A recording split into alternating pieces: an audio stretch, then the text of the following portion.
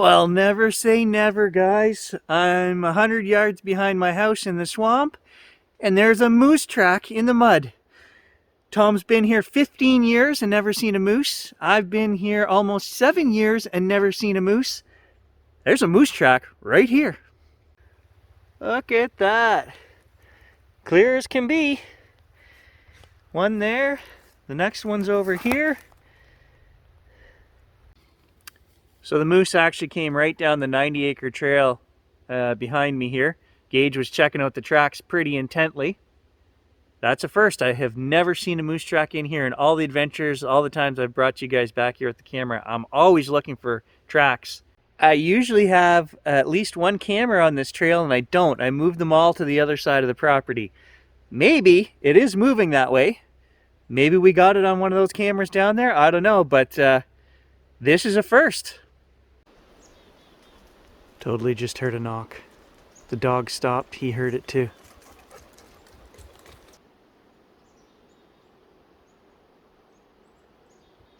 Guess where we are on the trail.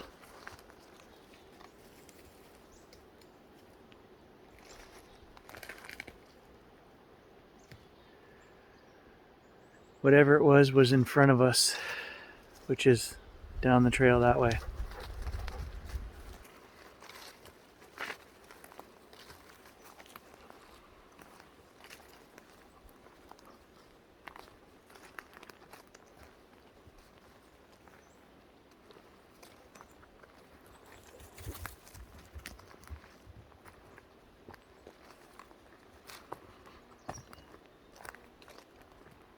So I just presented to you guys the last 100 videos, outings. I went through and tried to take all the knocks. I mean, there was a lot of stuff I left in those videos. Go back and watch them. There's even more.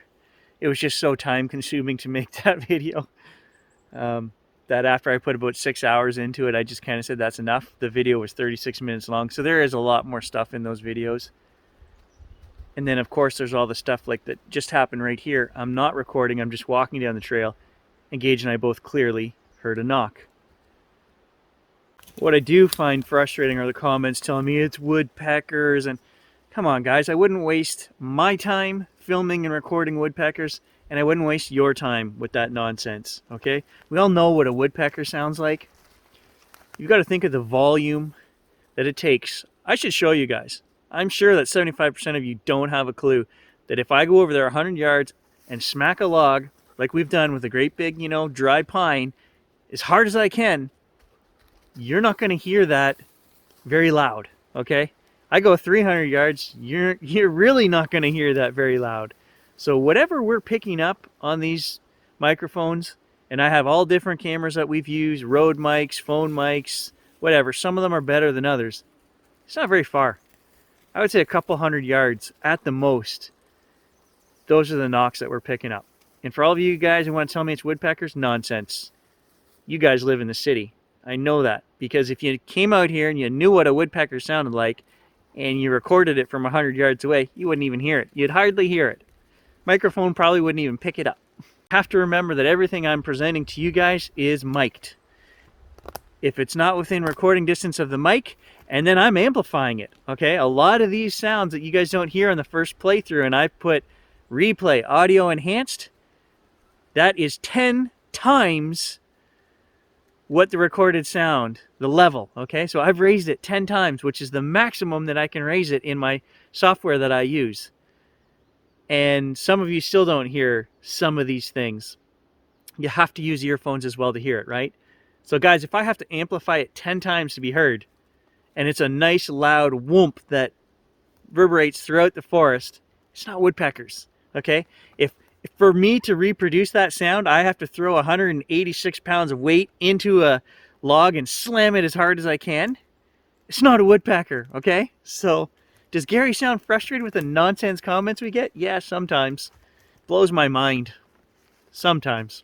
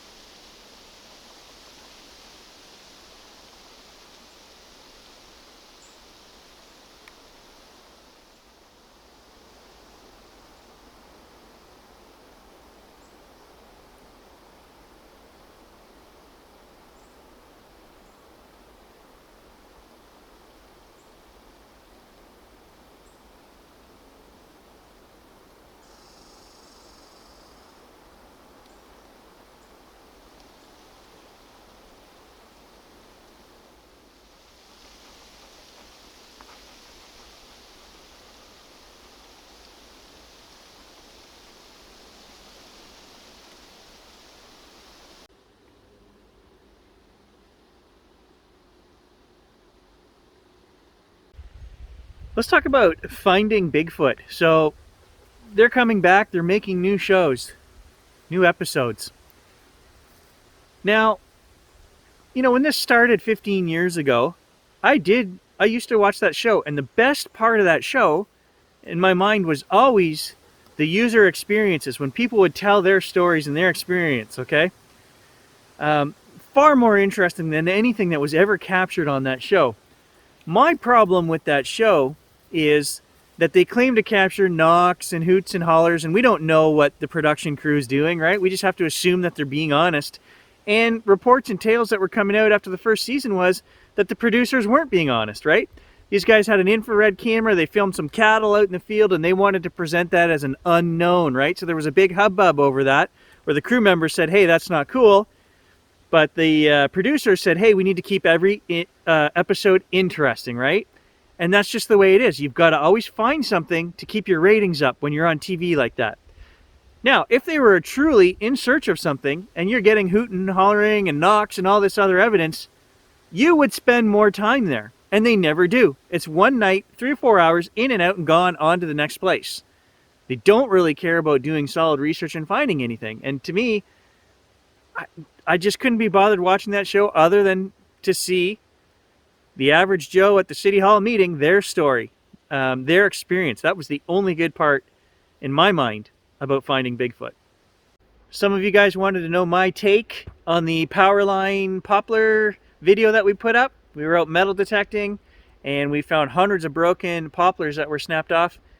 That's an easy one for me, guys. I think it's moose. Okay, moose do that. The bull moose get in there when their antlers are growing, and they fight and twist and rub up against the small poplar, and they snap them off. Was there moose sign in there that day metal detecting? Yeah, there was.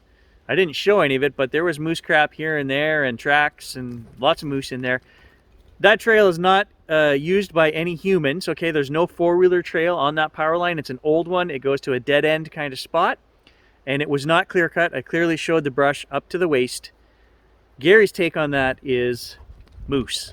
Could I leave you guys hanging on that? Yeah, I could, right? I could just say, not moose, who knows, unknown. Nope. I'm 95% sure that was moose. And speaking of moose, I'm actually heading back across the property now. Gage and I have been out here a couple hours. I'm going over to the trail where I've got trail cameras set up, and I just want to see if there's any signs. Did this moose that wandered through our property here, did we get lucky? Did it go down that trail with my trail cameras that are on it right now? If I see any tracks, I'll grab those SD cards and we'll check it out. Just want to show you guys, I'm tracking this moose through the swamp here. In our hunting group, I started probably about 11 years old. Uncle Harv taught this guy how to track, okay? So, and I've been doing it a lot of years, and I'm going to show you guys very hard. Now Gage is walking through where I'm going to show you guys, but here, I'll show you. Can you guys see where the moose went through here? So I've been following it for about 1/8 of a mile. There's a track right there. Next track is right there. Next track is right there. So there's not a lot to go on. You can see the shape right here. Very hard to track in this soft, spongy ground, right? It's not leaving a real deep track. And then of course we look for moss and things to be broken, sticks. Right here. There's our next track. Here's our next track. These ones are easy in the soft stuff. There's a nice big track right there. Look at the size of that track. Kind of gives you a better idea of the size of the moose here, okay? Because it's softer ground, so we're actually got a full imprint here.